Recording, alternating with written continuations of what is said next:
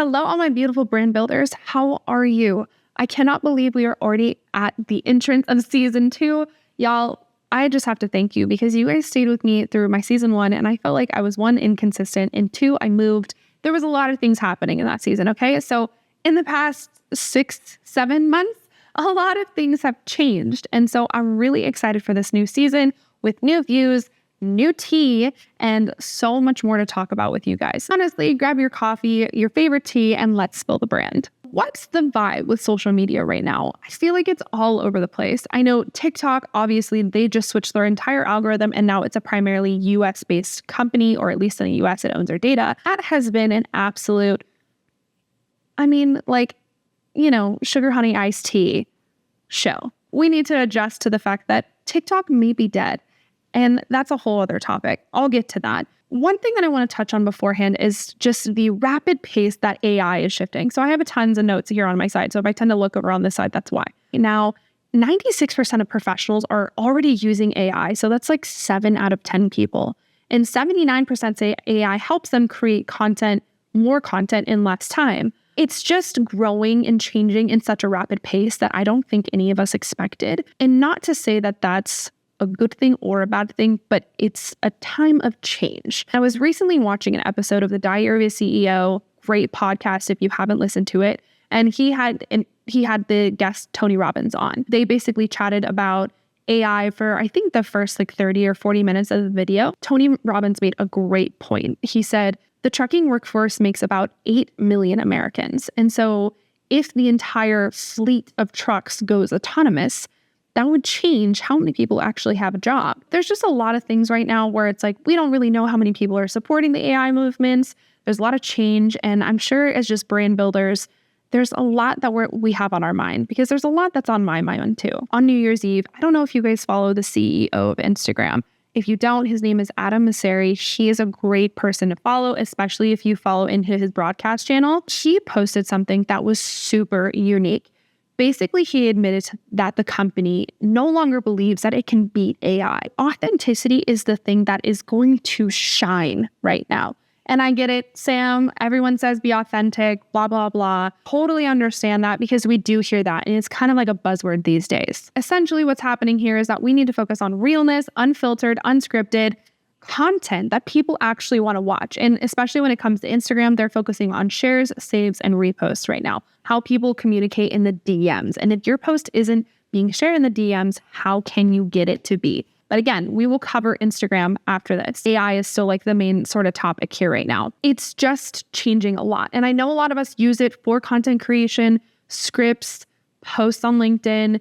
I just have to warn you guys, it's all starting to sound the same. And if you don't know your unique brand voice, if you haven't really found a way to connect with people that is actually authentic to you and makes them want to connect with you, please stop this video after this and reevaluate your situation, because I need you guys to be so for real right now.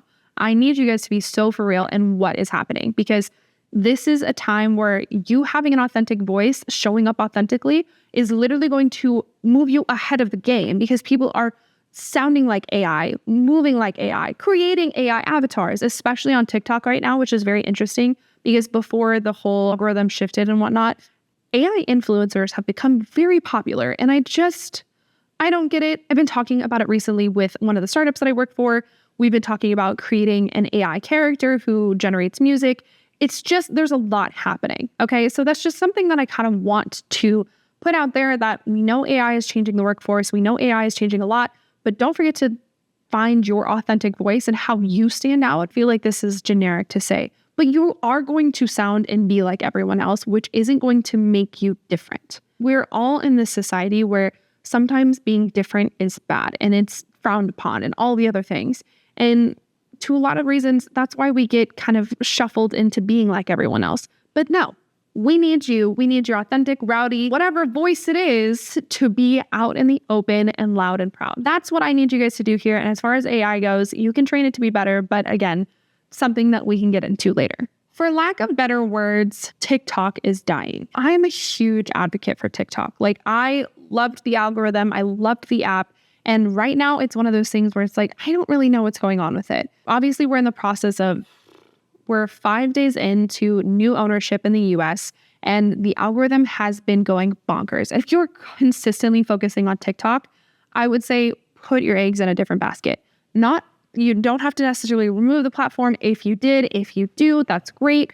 I mean, their terms and conditions definitely have changed, but it's just something that I want you guys to note. Anyone who's building a brand or is growing on social media, I don't want you to have all your eggs in one basket. If you've been consistently posting on TikTok, find a way to post like that on Instagram. I know TikTok is much more unfiltered and you can talk about anything, you can rant. You don't have to look a certain way for it to kind of go viral, but there are ways that you can associate that with Instagram and other platforms. Right now, for me, I know this is going to sound crazy. My primary focus this year is growing on YouTube. You can find my channels linked, obviously, but I'm really focusing on YouTube, Substack, TikTok, we'll see, and then Instagram. Those are my primaries. You have to know where your audience lives in order for you to kind of differentiate what platform, where I belong and whatnot. So that's something to keep in mind too. TikTok in itself, guys, I don't know.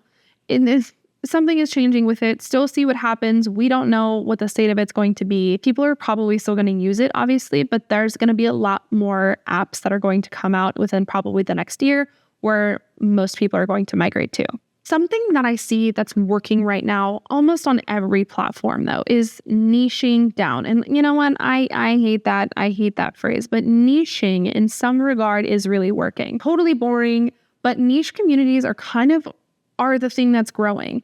And what do I mean by niche communities? It means that you have a particular set of topics that you're growing to be known for. I'm seeing it with influencers, with other creators who are having like FaceTime-like videos. It works because it feels relatable. It feels casual. It feels like you're being talked to, not talked at. Business owners, like, what does that mean? I get it. You have to get out of your head a little bit here, okay? We have to try a little bit more of trying something different. What does this look like for you exactly? It looks like focusing on the audience you want to cultivate, attract, activate, and go all in on them. And you know their problems, you know what their dream life is. You can speak to every aspect that they're struggling with, and whether that's 2,000 people or 20,000 people, the ones who are meant for you and that you are speaking directly to will find you. It's all about. It's not coming from a position of teaching regularly or always doing educational content of like the how-to, the 5 tips, whatever. It's being able to be in a position of relatability and sharing what you're seeing in your industry, your perspective, your personal take on things. This is what building a brand is all about. Find who you want to talk to and go all in on them, because it's not going to be something that you do forever. Every time I talk about this with other creators and business owners, they're like, what if I end up pigeonholing myself into this specific niche? That's not the point. The point is to have something to build a foundation from and then to grow. If you do that, then it's going to change. You don't do that, it's going to be much harder to grow. And don't get me wrong, I'm a very multi-passionate person, and I'm sure a lot of you are too. You need to take progressive action to focus on the thing that you want to be known for and go all in on that, even for a period of time. Like I would say at least until 5 or 10,000 followers, if that's what your kind of momentum and building. And so that people can specifically know that they can go to your profile, your page, whatever platform it is, and they can find you for that thing. That's kind of the point of having a niche and growing your audience. Another thing that I'm really seeing right now is more casual conversations, the same way I'm talking with all of you right now. Somewhat of a nice background, high quality camera, and just a good yap sesh. Really, I mean that, of just authentic conversation around topics and things. And Instagram specifically, and especially YouTube, I'm seeing that right now is quality over quantity. If we were speaking in the terms of TikTok, definitely quantity over quality. Sooner that you can kind of focus on the quantity, just getting a bunch of stuff out there. Like I like to have a 30, 60, and 90-day effort period. I'm not going to say the word, but effort period for all of my clients. Basically, that means that you get to go out and do every format, talk about anything, see what works. You need data. You need to have information and things that are going to give you perspective on what your audience really wants to hear from you and how they want that delivered. Right now, especially for YouTube and Instagram, it's like settings like this where it's a quality looking background and it's a quality camera. You can use your phone for this. It does not have to be a $5,000 overhaul spending spree to go get the right equipment. It does not have to be that. You can buy a $10 mic on Amazon. You can buy a tripod for $15 or $20 on Amazon, and then you have your phone. It doesn't have to be more than that. It's just a quality setting, and it's a quality conversation. You are obviously the expert here, so I need you to start acting like one. Structure the video with a main idea, some bullet points, and the things that you want to touch on. Yes, you may need a couple of takes. I wonder what would happen if you just tried this for 1 week on your platforms, where you just kind of went all in on being yourself and talking about the things that you're really passionate about. I wonder. I've mentioned platforms and all the things. Let's talk about this here. The platform that you choose gets to mean something, and you don't have to be on every single one because a social media guru told you to. And I know I'm in branding and social media, but I'm not telling you to be on every single one, okay? I want you to be on the ones that actually are authentic to you. Here's some active users on each platform so you guys can get a good perspective. LinkedIn has 310 million monthly active users. Instagram, 3 billion. YouTube, 8.5 billion. TikTok, 1.9 billion. Pinterest, 600 million. Threads, 400 million. Substack is 30 million. They're expected to have around 60 million by the end of 2026. And then Facebook is 3.2 billion users. Obviously, YouTube is the highest. Then you have Facebook, Instagram, TikTok, Pinterest, Threads, LinkedIn, Substack, as far as the order goes of things. You need to find your vehicle and pick a platform and pick a backup platform. So for example, right now, if your primary platform was TikTok, great. But you need to have a secondary. So I personally obviously like to yap because I wouldn't be sitting behind a camera if I didn't like to talk to all of you. But I also like to write because it gives me a time and space to actually be myself and show my personality through a lot of my writing. So I use Substack, and I have been going in more on Substack because that feels passionate to me. And then I'm also on Instagram and TikTok. I haven't chosen to do Pinterest yet.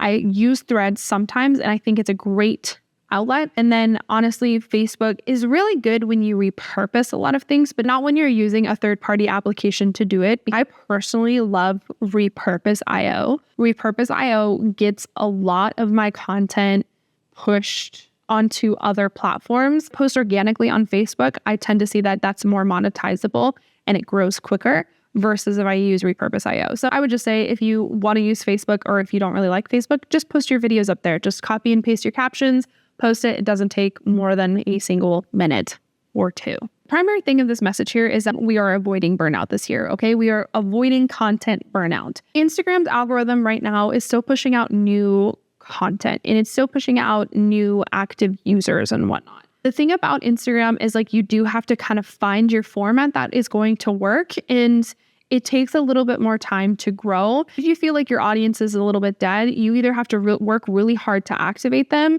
and be way more intentional about your posts, or you can start a new one. I don't typically advocate for starting a whole new Instagram. If your audience really feels dead and it feels like not a lot of people are able to see your content, or it just kind of it's making you feel like you're not creative, then take a break, take a step back and start from scratch, because what's the worst that can happen? You just post on both and you see what grows. With Instagram, the best format to grow with is Reels. With carousels, they're great too, but I'm like, if you're going to post a still photo, just add a second one so that it's a little bit more reach. But overall, the posting is the same. The platform is kind of the same right now. It's just a matter of, do you have good content?